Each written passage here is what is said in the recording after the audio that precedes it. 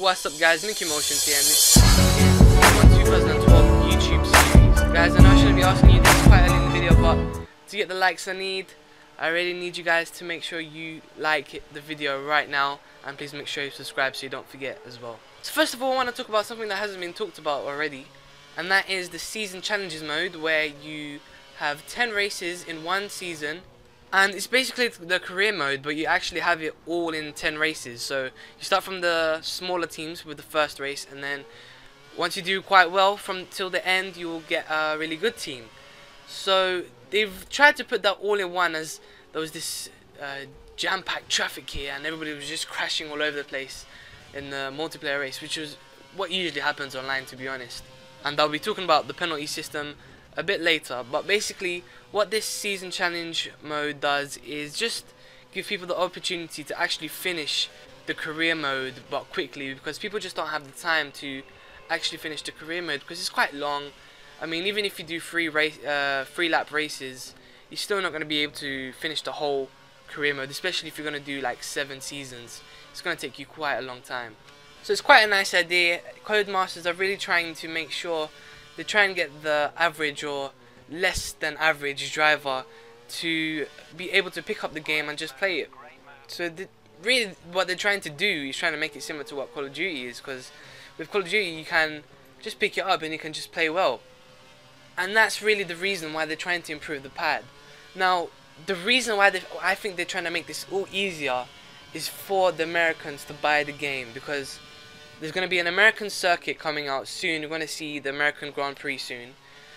So they really want to try and get American people to pick up this game and buy it. Now, I see this as a really risky move, because in the past we've seen that the Americans just don't like Formula 1. Especially with the Indianapolis Grand Prix, which happened in 2005, where there was only 6 cars on the track. They're never going to forget that ever. So I don't think these guys really want to get involved with Formula 1 too much, but we're going to see what happens. We're going to see if the Americans are actually going to be interested in the game this time. Okay, so another feature they're going to be adding is localized weather. So that is basically where there is going to be weather in certain parts of the track, as I made a mistake there, going in too deep and going into the grass.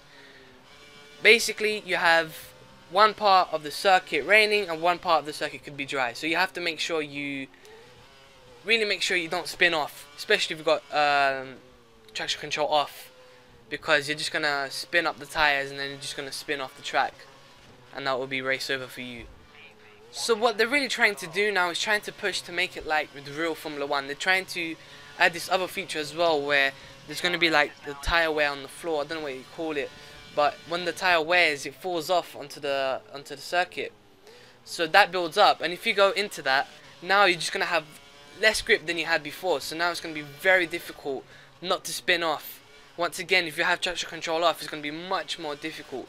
But the thing I don't find right is, for the noobs, for the people who can't pick up the game, you know, it's going to be so easy for them. And then you go online, and then after you find out that you're going to have so many noobs and you're like the only guy using a racing wheel, they go ahead with traction control on, ABS on.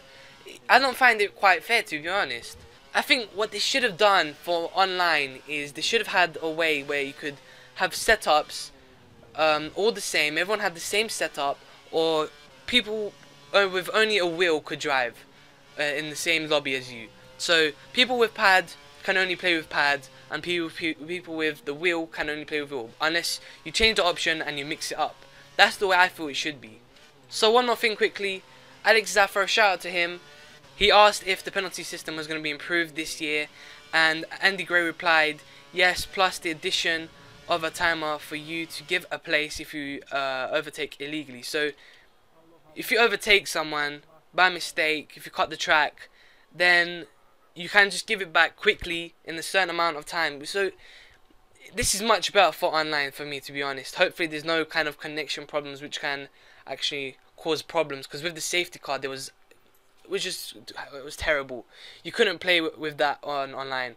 You couldn't actually race with safety car at all, because you would go round and round and round. I remember doing 5 laps going round and round. It was trying to look for the leader, but it couldn't detect the leader. So I decided, you know what, I'm going to quit the race. So yeah, I ran out of time already. It was really quick. So I hope you guys enjoyed this. Please make sure you like this video and subscribe if you haven't subscribed already. Please make sure you follow me on Twitter and like my Facebook page. Also, subscribe to the Formula 1 show where we do podcasts, and it's a Formula 1 community channel, so we do Formula 1 videos, everything like that. Check that out. Pretty cool. So I hope you guys enjoyed this. This was Mickey Emotions. I'm out. See you.